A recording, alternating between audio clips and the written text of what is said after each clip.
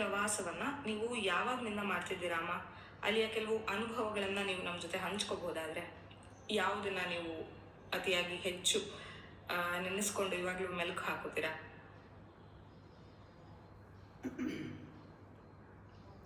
ಹೇಗೆ ನನಗೆ ಜಾತಿಯಲ್ಲಿ ವ್ಯತ್ಯಾಸ ಇಲ್ಲವೋ, ಇವಾಗಲೂ ಇಲ್ಲ, ಅಥವಾ ಆ ಧರ್ಮ ಈ ಧರ್ಮ ಅನ್ನೋದ್ರಲ್ಲಿ ವ್ಯತ್ಯಾಸ ಇಲ್ವೋ, ಹಾಗೆಯೇ ನನಗೆ ಲ್ಯಾಂಗ್ವೇಜ್ಗಳಲ್ಲೂ ವ್ಯತ್ಯಾಸ ಇಲ್ಲ. ನಾನು ಯಾವಾಗ ಪ್ರತಿ ವರ್ಷ ಮೌನ ಮಾಡ್ತೀನಿ 48 ಡೇಸು, ನನಗೆ ಬೆಸ್ಟ್ ಲ್ಯಾಂಗ್ವೇಜ್ ಇಸ್ ಸೈಲೆನ್ಸ್. ನನ್ನ ಒಳಗೆ ಅಂತರ್ಯಾಮಿ ಜೊತೆ ಮಾತಾಡೋದು ಬಹಳ ಇಷ್ಟ. ಆ ಮೌನ ಗೊತ್ತಾದ ಮೇಲೆ ನನಗನ್ಸುತ್ತೆ ಎಲ್ಲ ಲ್ಯಾಂಗ್ವೇಜು ಕೂಡ ಮೌನದಲ್ಲೇ ಮುಗಿಯುತ್ತೆ, ಮೌನದಿಂದಲೇ ಆರಂಭ. ಮೌನದಲ್ಲಿ ಯಾರ ಜೊತೆ ನಾವು ಇದ್ದರೆ ಏನು ಮಾತಾಡೋದು ಬೇಡ, ಕಮ್ಯುನಿಕೇಟ್ ಮಾಡ್ಬೋದು ಅಂತ. ಈ ಥರ ಎಕ್ಸ್ಪೆರಿಮೆಂಟ್ಗಳು ಬೇಕಾದಷ್ಟು ಇಂಡಿಯಾನಲ್ಲೇ ಮಾಡಿದ್ದೀನಿ. ನಾನು ಒಂದು ಸತಿ ಕೊಯಂಬತ್ತೂರಿಗೆ ಹೋದಾಗ ಸತ್ಸಂಗಕ್ಕೆ ಹೋದೆ.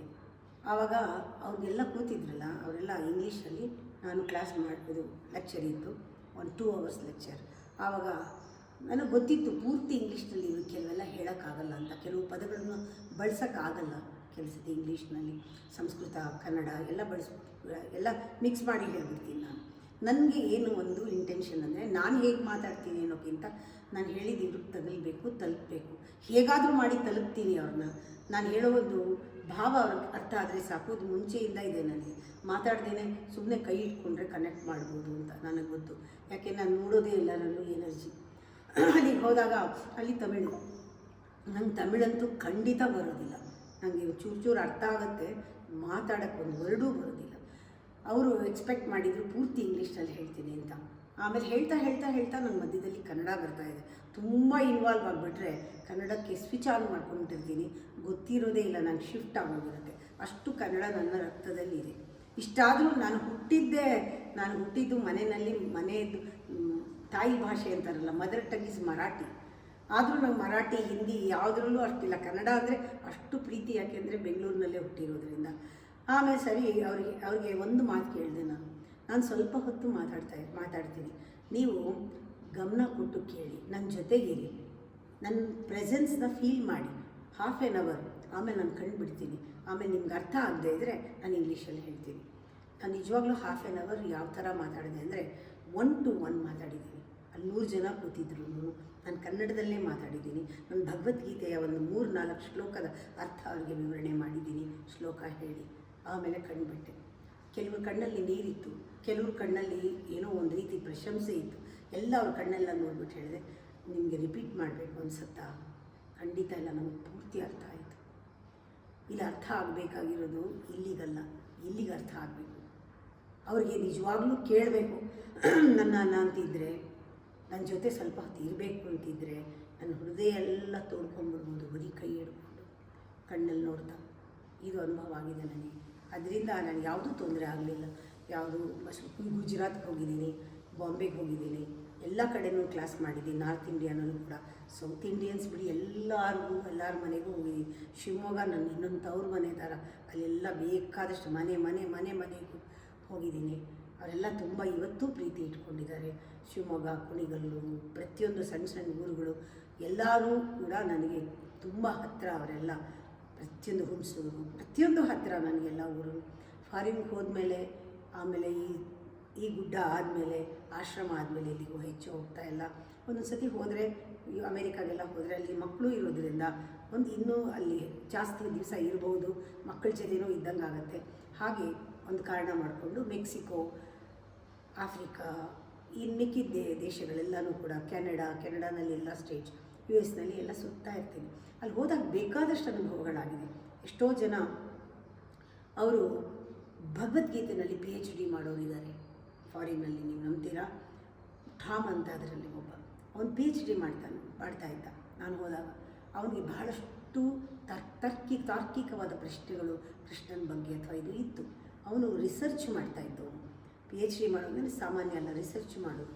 ನಾನು ಕೆಲವೆಲ್ಲನೂ ಕೂಡ ಆ ಭಗವದ್ಗೀತೆಯಲ್ಲಿ ಬರುವ ಸಂಭಾಷಣೆ ಎಲ್ಲ ಅವನು ವಿವರಣೆ ಮಾಡ್ತಾ ಅವನು ಅಷ್ಟು ಪೇಪರ್ಸ್ ಏನು ಇಟ್ಕೊಂಡಿದ್ನೋ ಅದನ್ನು ಹರಿದಾಕ್ಬಿಟ್ಟ. ನಾನು ಇದನ್ನು ನಿಜವಾಗ್ಲೂ ಇದರಲ್ಲಿ ಏನೂ ರಿಸರ್ಚ್ ಮಾಡೋದಿಲ್ಲ. ರಿಸರ್ಚ್ ಮಾಡಬೇಕಾದ್ರೆ ನನ್ನಲ್ಲೇ ಮಾಡ್ಕೋಬೇಕು. I want to revive again ಅಂತ ಹೇಳಿ ಅದನ್ನು ಕೈ ಬಿಟ್ಟಿದ್ದಾನೆ. ಇದು ಒಂದು. ಆಮೇಲೆ ಒಂದು ಕ್ರಿಶ್ಚಿಯನ್ ಪಾದ್ರಿ ಯಾವಾಗ ಭಗವದ್ಗೀತೆಯ ಆಳವನ್ನು ಕೇಳಿ ಅವರನ್ನು ನಾನು ಬರೀ ಒಂದು ದಿನ ಹೋಗೋದು, ಒಂದೆರಡು ಶ್ಲೋಕ ಓದೋದು, ಬೈಬಲ್ದು ಬರೋದು ಇಷ್ಟೇ ಮಾಡ್ತಿದ್ದೆ. ಆದರೆ ನನಗೆ ಸ್ಪಿರಿಚುಯಾಲಿಟಿ ಅಂದರೆ ಏನು ಅಂತ ಇದರಲ್ಲಿ ಗೊತ್ತಾಯಿತು. ಒಂದು ವಾರ ನಿಮ್ಮ ಜೊತೆ ಇದ್ದು ಈ ಸರ ನೀವು ತಗೊಳ್ಳಿ, ನೀವು ಜಪ ಮಾಡ್ಕೊಳ್ಳಿ, ನಾರಾಯಣ ಜಪ ಮಾಡ್ಕೊಳ್ಳಿ, ನಾನು ಇವತ್ತಿಂದ ನಾನು ಭಗವದ್ಗೀತೆನ ಫಾಲೋ ಮಾಡ್ತೀನಿ. ಈ ಥರ ತುಂಬ ಜನಕ್ಕೆ ಬೇಕಾದಷ್ಟು ಲೈಫ್ ಟ್ರಾನ್ಸ್ಫಾರ್ಮೇಷನ್ ಆಗಿದೆ. ಎಷ್ಟೋ ಜನ ಲಾಜಿಕಲ್ಲಾಗಿದ್ದವರು, ಅವರಿಗೆ ಭಾವನೆಗಳು, ಅದು ಬೆಲೆ ಇಲ್ಲದೆ ಇದ್ದವ್ರಿಗೆ ಭಾವನೆಗಳು ಏನು, ಭಕ್ತಿ ಅಂದರೆ ಏನು, ಆ ಭಕ್ತಿ ಯೋಗ ಅಂದರೆ ಏನು, ಬರೀ ವಿಸ್ಡಮ್ ಇದ್ದರೆ ಪ್ರಯೋಜನ ಇಲ್ಲ, ಅದು ಭಕ್ತಿಗೆ ಹಾಕಬೇಕು, ಆಗಲೇ ಒಂದು ಕರ್ಮ ಪರಿಪೂರ್ಣವಾಗೋದು. ಈ ಥರ ಎಲ್ಲನೂ ಅವ್ರಿಗೆ ಹೇಳಿ ಅವ್ರ ಜೊತೆಗೆಲ್ಲ ಇದ್ದಾಗ ತುಂಬ ವ್ಯತ್ಯಾಸ, ತುಂಬ ಬದಲಾವಣೆಗಳನ್ನು ನೋಡಿದ್ದೀನಿ. ಎಷ್ಟೊಂದು ಮನೆಯಲ್ಲಿ ಸಂಬಂಧಗಳು ಚೆನ್ನಾಗಿರಲ್ಲ, ಒಂದು ಸತಿ ನಾನು ಹೋಗ್ಬಿಟ್ಟು ಬಂದಮೇಲೆ ಅದೆಲ್ಲ ತುಂಬ ಚೆನ್ನಾಗಾಗಿದೆ, ಆರೋಗ್ಯ ಇಂಪ್ರೂವ್ ಆಗಿದೆ. ಈ ಥರ ಒಂದೊಂದಲ್ಲ, ತುಂಬ ಎಕ್ಸ್ಪೀರಿಯೆನ್ಸ್ಗಳು ಹೇಳ್ತಾರೆ. ಈಗ ನನಗೂ ತುಂಬ ಎಕ್ಸ್ಪೀರಿಯೆನ್ಸ್ಗಳು ಆಗಿದೆ ಅವ್ರ ಜೊತೆ ಎಲ್ಲ. ಬೇಕಾದಷ್ಟು ಅವ್ರ ಹತ್ರನೂ ಕಲ್ತಿದ್ದೀನಿ, ನಾನು ಕಲಿತಾ ಇದ್ದೀನಿ. ಈ ಥರ ಇಲ್ಲೂ ಅಷ್ಟೇ ಬೇಕಾದಷ್ಟು ಅನುಭವ ಆಗಿದೆ. ನನ್ನಲ್ಲಿ ಜೀವನನ ಒಂದು ದೊಡ್ಡ ಪ್ರಶ್ನೆಗಳು ಬಂದಿದೆ ಜೀವನದ ಎದುರುಗಡೆ. ಎಷ್ಟೋ ಜನ ಪ್ರಶ್ನೆಗಳನ್ನ ಕೇಳಿದ್ದಾರೆ, ಜೀವನದ ಪ್ರಶ್ನೆಗಳನ್ನ, ಅದಕ್ಕೆಲ್ಲ ಉತ್ತರ ಸಿಕ್ಕಿದೆ. ನಾನು ಒಂದೇ ಒಂದು ಫಾಲೋ ಮಾಡೋದು ಇನ್ನರ್ ವಾಯ್ಸ್. ಒಳಗಡೆಯಿಂದ ಏನು ಪರಮಾತ್ಮ ಮಾತಾಡ್ತಾನೆ, ಕೃಷ್ಣ ಇರ್ಬೋದು, ಶ್ರೀಧರಸ್ವಾಮಿ ಇರ್ಬೋದು, ಅಥವಾ ಯಾವ ಗುರುಗಳೇ ಇರ್ಬೋದು, ಒಳಗಡೆಯಿಂದ ಪ್ರೇರಣೆ ಕೊಡ್ತಾರೆ. ಒಂದು ಸತಿ ಆ ಗುರು ಪ್ರೇರಣೆ ಆದರೆ ನಿಮ್ಗೆ ಅನಿಸುತ್ತೆ ಯಾವ ಗುರುನೂ ಬೇರೆ ಅಲ್ಲ. ಇಡೀ ಪರಂಪರೆ, ಗುರು ಪರಂಪರೆ, ಋಷಿ ಪರಂಪರೆ ನಮ್ಮನ್ನು ಕನೆಕ್ಟ್ ಮಾಡಿರುತ್ತೆ. ದಕ್ಷಿಣಾಮೂರ್ತಿಯಿಂದ ಹಿಡಿದು ಎಲ್ಲ ಗುರುಗಳು ನಮ್ಮ ಜೊತೆ ಇರ್ತಾರೆ. ಯಾಕೆಂದರೆ ಅದು ಒಂದು ಕನೆಕ್ಷನ್ ಇದ್ದಂಗೆ, ಚೈನ್ ಥರ ಅದು. ನನಗೆ ಪ್ರತಿಯೊಬ್ಬರೂ ಆ ಚೈನ್ಗೆ ಹಾಕೋವರೆಗೂ ನನ್ನ ಜವಾಬ್ದಾರಿ. ಅದು ಹಾಕ್ಬಿಟ್ಟ ಮೇಲೆ ಅವ್ರ ಗುರುನ ಅವ್ರು ಕಂಡುಕೊಳ್ತಾರೆ, ಅವ್ರ ಧ್ಯಾನ ಅವ್ರು ಕಂಡುಕೊಳ್ತಾರೆ. ಈ ರೀತಿ ಎಲ್ಲರನ್ನೂ ಹತ್ತಿರವಾಗಿ ಇಟ್ಕೊಂಡಿದ್ದೀನಿ. ಅವ್ರು ಇಟ್ಕೊಳ್ದೇ ಇರಲಿ, ನನಗದು ಬೇಕಾಗಿಲ್ಲ, ನನಗೆಲ್ಲರೂ ಹತ್ತಿರನೇ.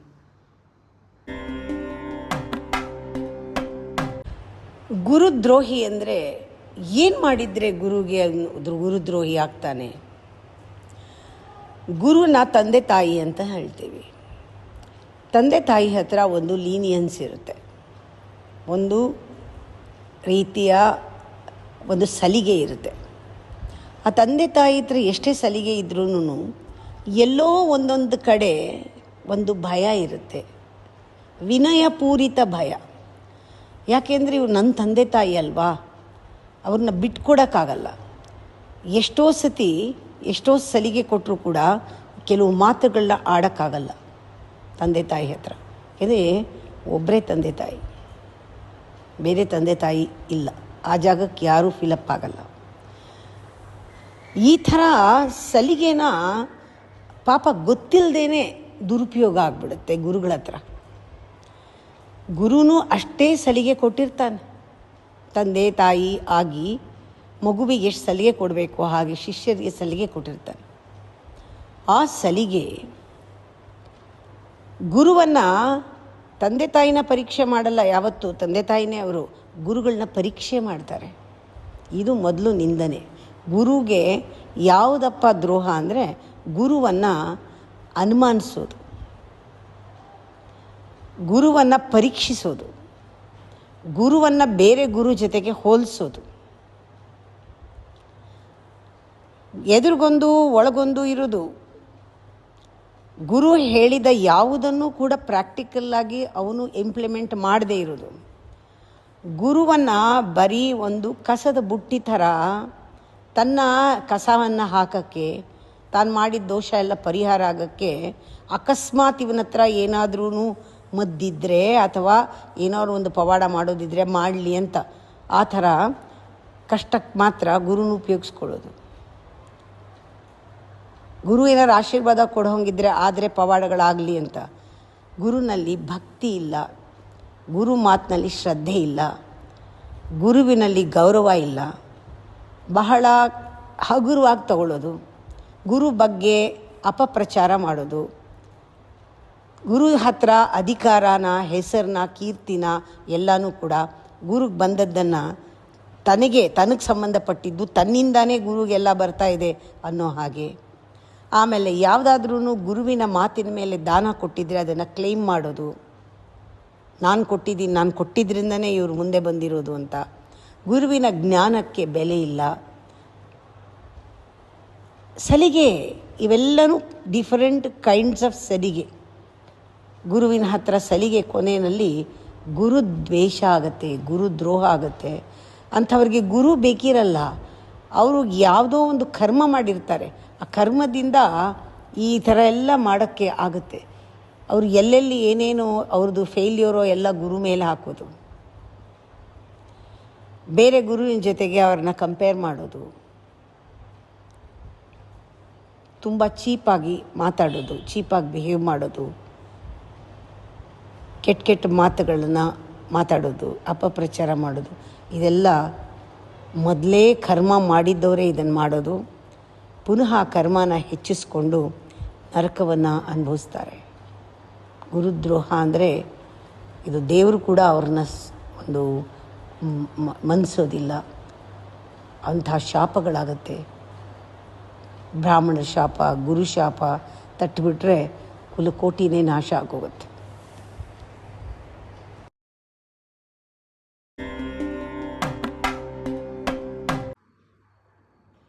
ಅಮ್ಮ, ಈ ಪ್ರಶ್ನೆಯನ್ನ ಬಹಳಷ್ಟು ಜನ ಕೇಳಿದ್ದಾರೆ.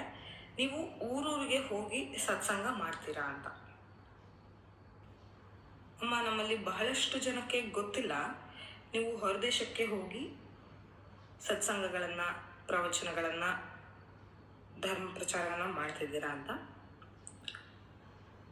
ಈ ಹೊರದೇಶಕ್ಕೆ ಅಂದರೆ ಭಾರತದಿಂದ ಆಚೆಗೂ ಹೋಗಬೇಕು ಅನ್ನೋದಕ್ಕೆ ನಿಮಗೆ ಏನು ಸ್ಫೂರ್ತಿ ಅಮ್ಮ? ಊರೂರು ಅಂತಂದಾಗ ನನಗೆ ಯಾವುದೋ ಒಂದು ಟೈಮ್ನಲ್ಲಿ ಒಂದು ಇನ್ಸಿಯೇಷನ್ ಒಳಗಡೆಯಿಂದ ಆದಾಗ ಎಲ್ಲ ನನಗೆ ಸಂಬಂಧಪಟ್ಟಿದ್ದು. ನಾನು ಊರೂರು ಹೋಗ್ತಾ ಇದ್ದೀನಿ ಅನಿಸ್ತಾ ಇರಲಿಲ್ಲ. ನನಗೆ ಬೇಕಾದವ್ರ ಮನೆಗೆಲ್ಲ ಹೋಗ್ತಾ ಇದ್ದೀನಿ ಅನ್ನಿಸ್ತು. ಅವೆಲ್ಲ ನನ್ನ ಮನೆ ಅನ್ನಿಸ್ತಾ ಇತ್ತು. ನಾನು ಎಲ್ಲರ ಮನೆಗೂ ಹೋಗ್ತಾ ಇದ್ದೆ. ಅವರು ಅದೇ ಥರನೇ ಅವ್ರ ಮನೆ ಒಂದು ಮೆಂಬರ್ ಥರ ನನ್ನನ್ನು ಟ್ರೀಟ್ ಮಾಡ್ತಾರೆ, ಇವತ್ತು ಟ್ರೀಟ್ ಮಾಡ್ತಾರೆ.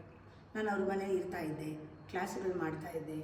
ಮೊದಲು ಯಾವ ರೀತಿ ನಾನು ಸಿದ್ಧ ಸಮಾಧಿ ಯೋಗದ ಕ್ಲಾಸ್ಗಳನ್ನ ಮಾಡ್ತಿದ್ದೆ, ಹಾಗೇ ಮುಂದುವರಿಸಿ ಜೀವನ ಧರ್ಮ ಯೋಗದ ಕ್ಲಾಸ್, ಗೀತಾಜ್ಞಾನ ಯೋಗ, ಯಾವ್ಯಾವ ಹೆಸರು ತಗೊಳ್ತೋ ಅದು ಮುಖ್ಯ ಅಲ್ಲ. ಅವ್ರು ಕೇಳೋರು ಯಾಕೆ ಇದು ಬದಲಾವಣೆ ಆಗಿದೆ. ನಾನು ಇಷ್ಟೇ ಹೇಳಿದ್ದು, ಎ ಇಂದ ಝೆಡ್ವರೆಗೂ ಯಾವುದಾದ್ರೂ ಬದಲಾವಣೆ ಹಾಕ್ಕೊಳ್ಳಿ, ನಾನು ಹೇಳ್ತಾ ಇರೋ ಪಾಠ ಮಾತ್ರ ಒಂದೇ, ಜ್ಞಾನ ಮಾತ್ರ ಒಂದೇ, ಹೆಸರು ಏನಾದರೂ ಇದ್ಕೊಳ್ಳಿ ಬಿಡಿ, ಹೀಗೆ ಹೇಳ್ತಾ ಇದ್ದೆ ನಾನು. ಎಲ್ಲ ಒಂದೇ, ಆದರೆ ಅದನ್ನು ಹೇಳ್ತಾ ತುಂಬ ಊರುಗಳಿಗೆಲ್ಲ ಹೋಗಿ ಬಂದೆ. ಇದಾದಮೇಲೆ ನನಗನ್ನಿಸ್ತು ಇದು ಎಲ್ಲ ದೇಶಗಳಿಗೂ ರೀಚ್ ಆಗಬೇಕು. ಆವಾಗ ನಾನು ಬರೀ ಕನ್ನಡದಲ್ಲೇ ಕ್ಲಾಸ್ ಮಾಡ್ತಾಯಿದ್ದೆ. ಆಗ ಇಂಗ್ಲೀಷಲ್ಲಿ ಕ್ಲಾಸ್ ಮಾಡಬೇಕು ಅಂದ್ಕೊಂಡಾಗ ಒಂದು ಮಿರಾಕಲ್ ಆಯಿತು, ಒಂದು ಪವಾಡ ಆಯಿತು. ನಾನು ಇಂಗ್ಲೀಷ್ ಮೀಡಿಯಮ್ ತೊಗೊಂಡು ಇಂಗ್ಲೀಷ್ನಲ್ಲಿ ಕ್ಲಾಸ್ ಮಾಡ್ತಾ ಇರಲಿಲ್ಲ. ಇಂಗ್ಲೀಷಲ್ಲಿ ಮಾತಾಡೋದು ಅಂದರೆ ಅನಾವಶ್ಯಕ, ಯಾಕೆ ಮಾತಾಡಬೇಕು ಅನ್ಸೋದು.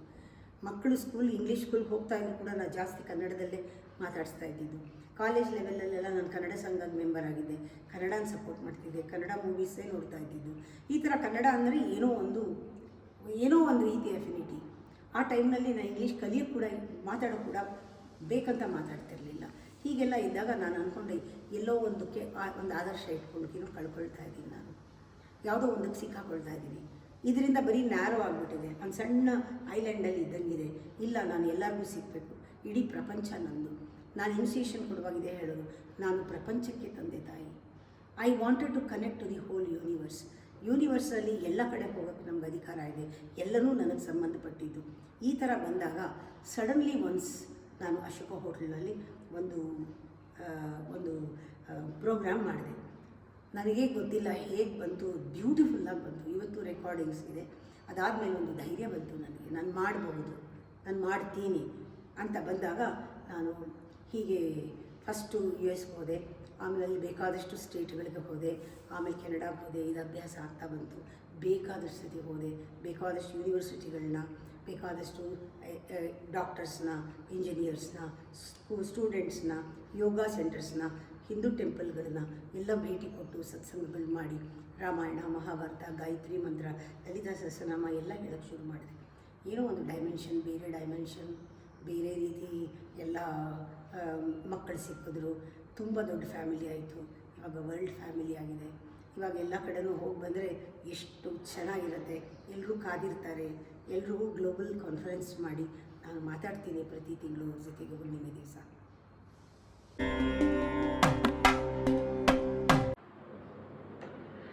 ಗುರುದ್ರೋಹ ಅಂತ ಹೇಳ್ತಾರೆ. ಗುರುದ್ರೋಹ ಅಂದ್ರೆ ಏನು? ಗುರುದ್ರೋಹ ಅಂದರೆ ಏನು ಅಂತ ಇಂಥ ಒಳ್ಳೆ ಪ್ರಶ್ನೆ ಕೇಳಿದ್ದೀರ. ಗುರುರ್ ಬ್ರಹ್ಮ ಗುರುರ್ ವಿಷ್ಣು ಗುರುರ್ದೇವೋ ಮಹೇಶ್ವರ, ಗುರು ಸಾಕ್ಷಾತ್ ಪರಬ್ರಹ್ಮ ತಸ್ಮೈ ಶ್ರೀ ಗುರುವೇ ನಮಃ. ಇದನ್ನೆಲ್ಲರೂ ಹೇಳ್ತಾರೆ, ಚಿಕ್ಕ ಮಕ್ಕಳಿಂದ ಹೇಳ್ತಾರೆ. ಯಾವತ್ತಾದರೂ ಒಂದು ದಿವಸ ಬ್ರಹ್ಮನೇ ಗುರು, ಆಕಾಶ ನೋಡಬೇಡಿ, ನನ್ನಲ್ಲಿರುವಂತಹ ಜ್ಞಾನವೇ ಗುರು. ಮೊದಲು ನಿಮ್ಮಲ್ಲಿರೋ ಗುರು ನೋಡ್ಕೊಳ್ಳಿ. ಗುರುರ್ ವಿಷ್ಣು, ನನ್ನಲ್ಲಿ ಪರಿಪಾಲನೆ ಮಾಡೋಕ್ಕೆ ಪ್ರಚೋದನೆ ಕೊಡ್ತಾ ಇರೋ ವಿಷ್ಣು, ಅವನು ಗುರು ನನ್ನಲ್ಲಿದ್ದಾನೆ. ಗುರುದೇವೋ ಮಹೇಶ್ವರ, ನನ್ನಲ್ಲಿರುವಂತಹ ಎಲ್ಲ ತೊಡಕುಗಳನ್ನು, ಕಷ್ಟವನ್ನು, ನನ್ನಲ್ಲಿರುವ ಎಲ್ಲ ದೋಷಗಳನ್ನು ನಿವಾರಣೆ ಮಾಡುವ ಶಿವನೇ ಗುರು. ಈ ಮೂರು ತ್ರಿಮೂರ್ತಿಗಳು ನನ್ನಲ್ಲೇ ಇದ್ದಾರೆ. ಆ ಮೂರು ಸೇರಿದ, ಆ ಮೂರನ್ನೂ ಕೂಡ ಸೇರಿದ ಒಂದು ಶಕ್ತಿ ಇದೆ. ಅದನ್ನು ಪರಿಚಯ ಮಾಡಿಕೊಡೋನು ಹೊರಗಡೆಯಿಂದ ಯಾರಾದರೂ ಇದ್ದರೆ ಅವರು ಗುರು. ನೀವು ಇಲ್ಲಿ ತಿಳ್ಕೊಳ್ಳೋವರೆಗೂ ನೀವು ಅವ್ರನ್ನ ನಂಬಲ್ಲ. ಇಲ್ಲಿ ತಿಳ್ಕೋಬೇಕು ಅಂತ ಬಂದರೆ ಇವ್ರನ್ನ ನಂಬ್ತೀರ, ಆಮೇಲೆ ತಿಳಿಯತ್ತೆ. ನಿಮ್ಮನ್ನು ನೀವು ನಂಬಿ, ನಿಮ್ಮಲ್ಲಿ ಶಕ್ತಿ ಇದೆ ಅಂತ ನಂಬಿ, ಆದರೆ ತಿಳ್ಕೊಳಕ್ಕೆ ಆಗ್ತಾ ಇಲ್ಲ ಅಂತ ಒಪ್ಕೊಳ್ಳಿ. ತಿಳ್ಕೊಳಕ್ಕೆ ಯಾರಾದರೂ ನಂಗೆ ಸಹಾಯ ಬೇಕು ಅಂತ ಹುಡುಕಿ ಅವರು ನಿಮಗೆ ಒಳಗಡೆ ಹೋಗೋದಕ್ಕೆ ತೋರಿಸಿದ್ರೆ, ಹೊರಗಡೆದೆಲ್ಲ ಬಿಟ್ಟು ಒಳಗಡೆ ಹೋಗಿ, ಆವಾಗ ನಿಮ್ಗೆ ಯಾರು ಗುರು ಅಂತ ಗೊತ್ತಾಗುತ್ತೆ. ಅದಕ್ಕೆ ಅಖಂಡ ಮಂಡಲಾಕಾರಂ ವ್ಯಾಪ್ತಂ ಯೇನ ಚರಾಚರಂ ತತ್ಪದಂ ದರ್ಶಿತಂ ಯೇನ ತಸ್ಮೈ ಶ್ರೀ ಗುರುವೇ ನಮಃ. ಎಲ್ಲ ಕಡೆನೂ ಗುರು ಇದ್ದಾರೆ, ಆದರೆ ನಿನ್ನಲ್ಲಿರೋ ಗುರುನ, ಎಲ್ಲರಲ್ಲಿರೋ ಗುರುನ ತೋರಿಸೋನೇ ಗುರು ಅಂತ. ಆ ಥರ ಗುರು ಸಿಗೋದು ಬಹಳ ಕಷ್ಟ. ಗುರು ಸಿಗಬಹುದು, ಅವನನ್ನು ರೆಕಗ್ನೈಸ್ ಮಾಡೋರು 100ಕ್ಕೆ ಸಿಗೋದು ಕಷ್ಟ. ಗುರುತಿಸೋಕ್ಕೆ ಬೇಕು ಯೋಗ್ಯತೆ. ನನಗೆ ಇವನವನು ಒಳಗಡೆ ಶಕ್ತಿನ ತೋರಿಸಿದ್ದಾನೆ ಅಥವಾ ತೋರಿಸ್ತಾನೆ, ಇವನೇ ನನ್ನಪ್ಪ, ಇವನೇ ನನ್ನಮ್ಮ, ಇವನೇ ನನ್ನ ಸ್ನೇಹಿತ, ಇವನೇ ಸರ್ವಸ್ವ ಅಂತ ಅರ್ಜುನ ಯಾವಾಗ ಕೃಷ್ಣನಿಗೆ ಕೊಟ್ಟ, ಪೂರ್ತಿ ಸರ್ವಸ್ವವನ್ನು ಕೊಟ್ಟ, ಕೃಷ್ಣಾರ್ಪಣ ಅಂತ ಆ ಥರ ಮಾಡಿದಾಗ ಆ ಮೊಮೆಂಟಲ್ಲಿ ನಿಮಗೆ ಒಳಗಿನ ಪರಿಚಯ ಆಗುತ್ತೆ. ನೀವು ಗುರುಗೆ ಸರೆಂಡರ್ ಆದರೆ, ಗುರುನ ನಂಬಿದರೆ, ಸರೆಂಡರ್ ಮಾಡಿದ್ರೆ ಅವನ ಕಾಲು ಹಿಡ್ಕೋಬೇಕಾಗಿಲ್ಲ. ಅವನಿಗೆ ಸರೆಂಡರ್ ಆದರೆ ಸಾಕು, ಅವನನ್ನು ನಂಬಿದ್ರೆ ಸಾಕು, ಅವನನ್ನು ಗೌರವಿಸಿದ್ರೆ ಸಾಕು, ಅವನಲ್ಲಿ ಭಕ್ತಿ ಶ್ರದ್ಧೆ ತೋರಿಸಿದ್ರೆ ಒಳಗಡೆ ನಿಮಗೆ ಗುರು ಸಿಗ್ತಾನೆ. ನೋಡಿ, when you surrender your ego, you are the benefiter. ಗುರು ಕಾಲಕ್ಕೆ ಬಿದ್ದರೆ ಬೆನಿಫಿಟ್ ಗುರುಗಲ್ಲ, ನಿಮಗೆ. ನೀವಲ್ಲಿ ಸರೆಂಡರ್ ಮಾಡಿರೋದು ನಿಮ್ಮ ಈಗೋ. ಅದಕ್ಕೆ ಒಳಗಡೆ ನಿಮಗೆ ಬೆಳಕು ಕಾಣಿಸ್ತಾ ಇದೆ. ಬೆಳಕು ಕಾಣಿಸೋದಕ್ಕೆ ಗುರುನ ಬಳಸ್ಕೊಳ್ಳಿ.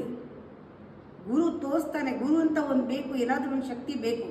ಅವನನ್ನು, ಅವನು ಒಳ್ಳೆಯವನ, ಕೆಟ್ಟವನ, ಸರಿನಾ, ತಪ್ಪ, ಅವನು ಹೇಗಿದ್ದಾನೆ, ಹಾಗಿದ್ದಾನೆ, ಆ ಗುರು ನೋಡು, ಈ ಗುರು ನೋಡು, ಇವನ ವೇಷ ಭೂಷಣ ಯಾಕೆ ಕಟ್ಕೊಂಡು ನಿಮಗೆ? ಅವನು ಬೇಡವಾ, ಬಿಡಿ ಅವನ್ನ, ಅವನ ತಂಟೆಗೆ ಹೋಗಬೇಡಿ. ಆದರೆ ಹಾಗೆ ಮಾಡಲ್ಲ. ಯಾಕೆಂದರೆ ಪ್ರಾರಂಭದಲ್ಲಿ ಗುರು ಶಿಷ್ಯರ ಸಂಬಂಧ ತಾಯಿ ತಂದೆ ಜೊತೆ ಸಂಬಂಧ ಇದ್ದಾಗ ಗುರು ನಿಮಗೆ ಬೇರೆ ಜನ್ಮ ಕೊಟ್ಟಿರ್ತಾನೆ.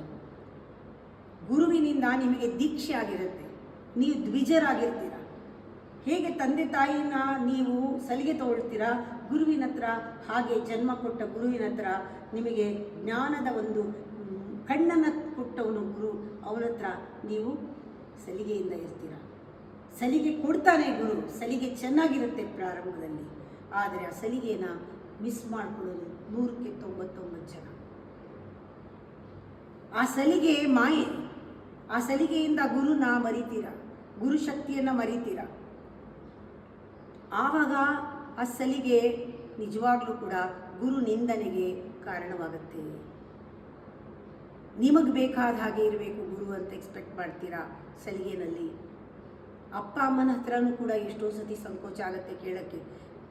ಆದರೆ ಗುರುವಿನ ಹತ್ರ ಸಂಕೋಚ ಪಡಲ್ಲ ನೀವು. ಗುರುವಿನ ಹತ್ರ ಡಿಮಾಂಡ್ಸ್ ಇಟ್ಕೊಳ್ತೀರಾ. ಗುರು ಅಂತ ಅಂದಮೇಲೆ ನಾನು ಈ ಥರ ಪಾದ ಪೂಜೆ ಮಾಡಬೇಕಾದ್ರೆ ನನ್ನ ಗುರು ಈ ರೀತಿ ಇರಬೇಕು, ಅವನು ಈ ರೀತಿ ನಡ್ಕೊಳ್ಬೇಕು, ನೀವು ಕಂಡೀಷನ್ ಹಾಕ್ತೀರ.